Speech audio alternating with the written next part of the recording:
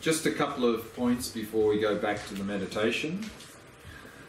In that last practice, we introduced the idea of counting the breath. So this idea of counting the breath is something that you may find helpful as a beginner, particularly if you are constantly distracted all the time. You may find counting the breath helps to bring your attention towards the breath better. But at some point you'll need to let go of counting because it is artificial activity. So there's like a cost-benefit relationship. At the beginning, as a beginner, it may benefit by helping avoid heavy distraction, but eventually it'll become a cost because it itself will become an interruption. So you need to see whether it's useful or not. Some people find from the very beginning that counting doesn't help, then you can just leave it out. But if you find counting helpful, then bring it in. But don't use it all the time. Only use it when you are heavily distracted as a tool to help stabilize your attention. Once your attention is more stable, then you can let go of the counting. Some traditions, instead of counting the breath, they talk about noting the breath. So, for example, mentally noting breathing in, breathing out, or simply in, out. So you can try noting if you prefer that. And the counting, you can use different approaches. Some traditions, what we're doing here is counting 1 up to 10, back to 1. Some other traditions simply keep counting. Sometimes you'll hear about counting 1 up to 10, then counting 10 down to 1, or other variations as well. So you can use an approach that works for you. So in this practice now, we're going to bring that in as an option. If you want to bring it in, if you find it helpful, bring it in. If you don't, just leave it out. One other point, and then we'll go to the meditation again. And to talk about this, I'll read a little bit more from Alan Wallace's Attention Revolution on page 32. He says, "The kind of awareness cultivated here is called bare attention, in which the mind is fully focused on the sensory impressions appearing to it moment to moment, rather than getting caught up in conceptual and emotional responses to those stimuli." So which means in this practice, bare attention means we are focusing directly on the sensations in the abdomen, and we're not somehow just imagining or visualizing or something like that. So we're just focusing directly on those sensations. As you attend to the abdominal sensations of breathing, mental images of your body based on visual memory are likely to arise together with the bodily sensations themselves. Recognize the difference between the tactile sensations of the breath as they appear to bear attention, as opposed to mental images of what you think your body looks like, which are superimposed by your conceptual mind. As soon as you note the presence of these mental images, release them and direct your attention solely to the immediate tactile experiences of breathing. So again, we're just focusing directly on those tactile sensations. So let's go back into the practice, so another 20-minute meditation, and then I'll talk a little bit more about the practice of the abdomen after meditation. So maybe we can close the door.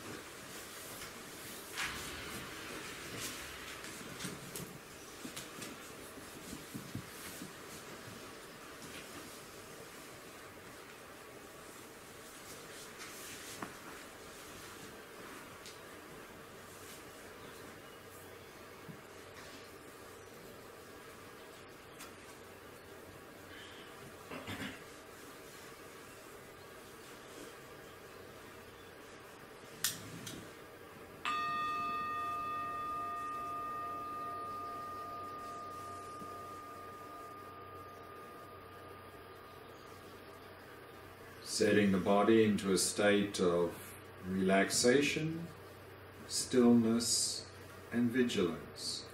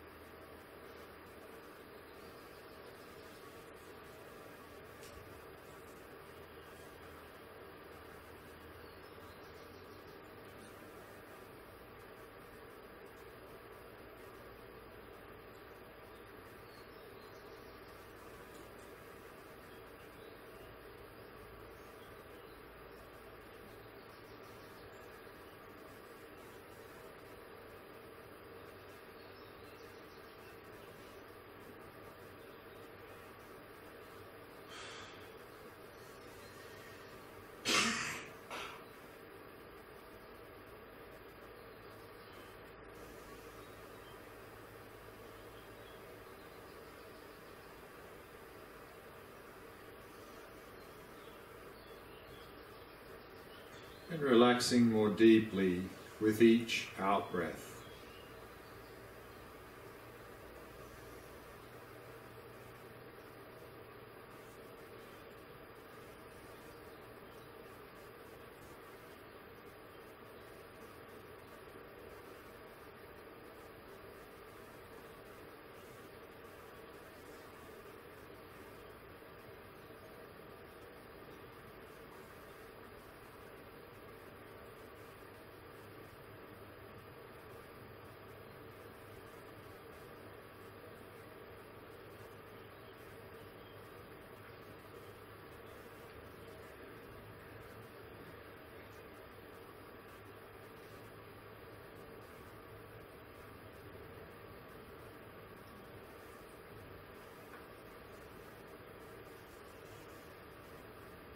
Allowing the breathing to settle into its natural rhythm.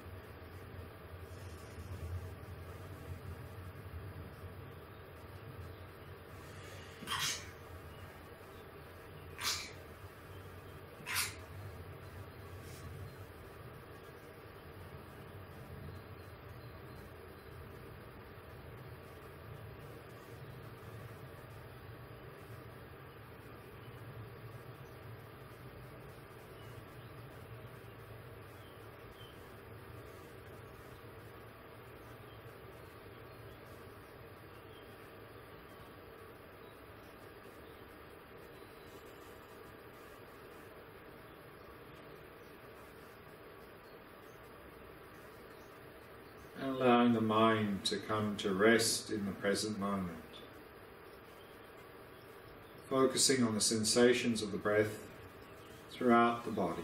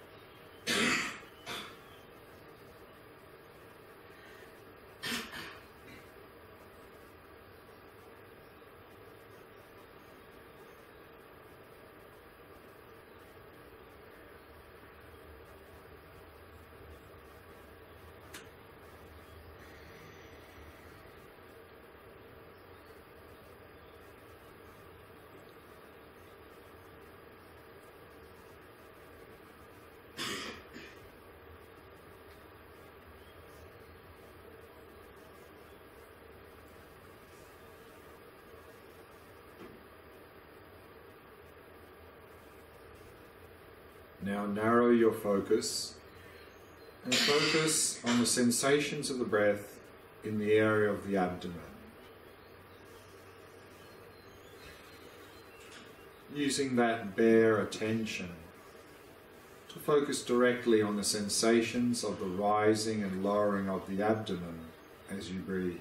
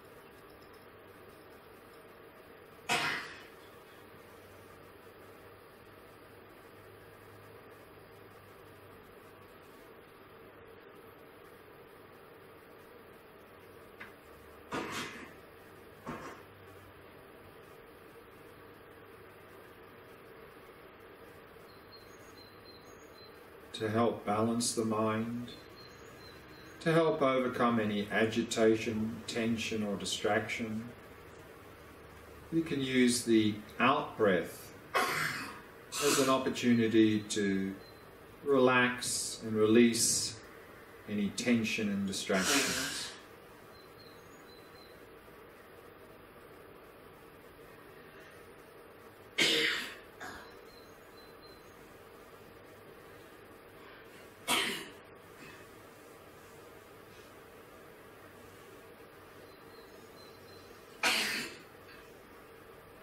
And to help overcome any dullness or sleepiness, you can use the in-breath as an opportunity to arouse and refresh your focus, to sharpen your focus on the breath.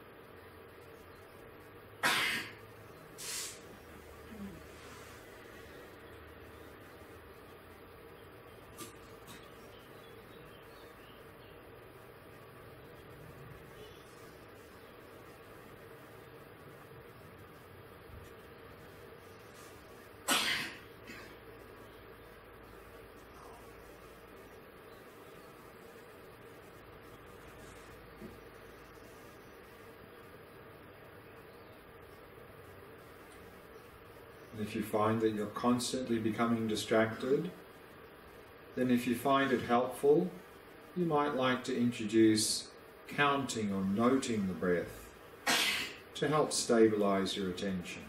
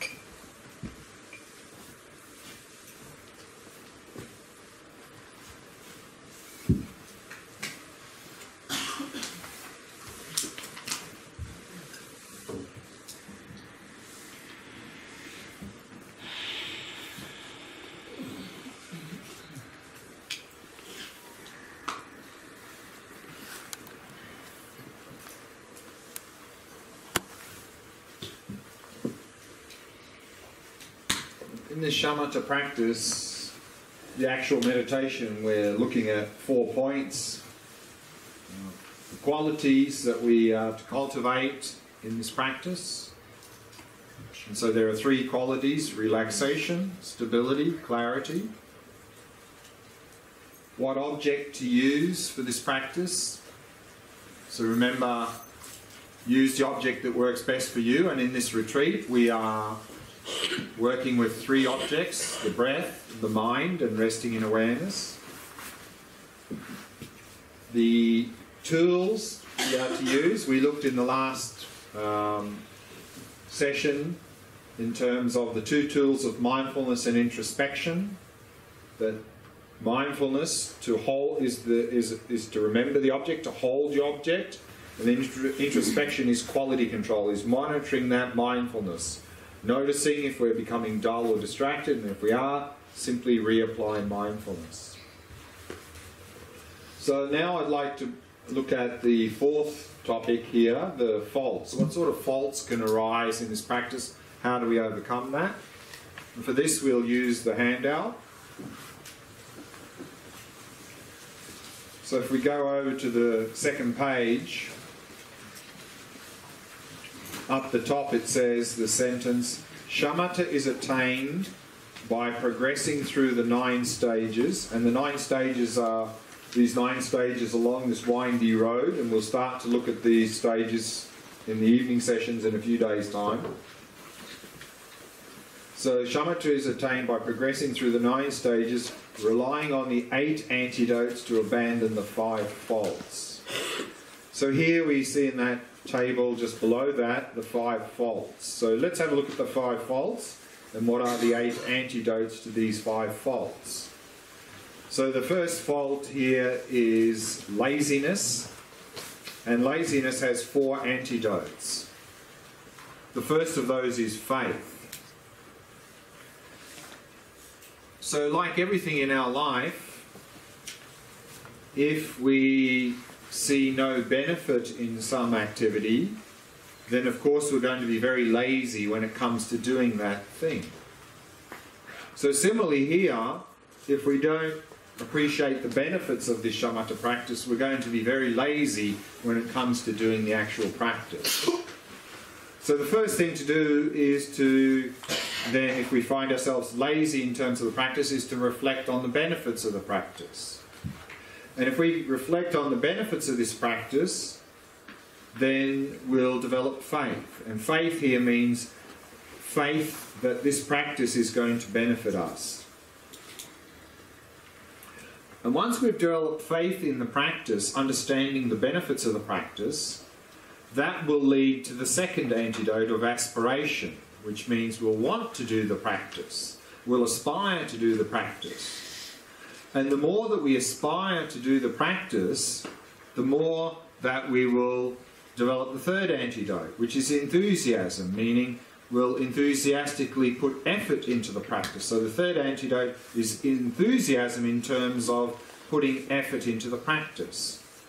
And the more that we enthusiastically put effort into the practice, the more we will develop the 4th antidote, pliancy. Pliancy here means flexibility or serviceability of body and mind. Now our body and mind are not very flexible or pliant. In fact, we often have a lot of aches and pains in the body, and we have a lot of resistance in our mind to the practice. But the more we engage in this practice, the more flexible our body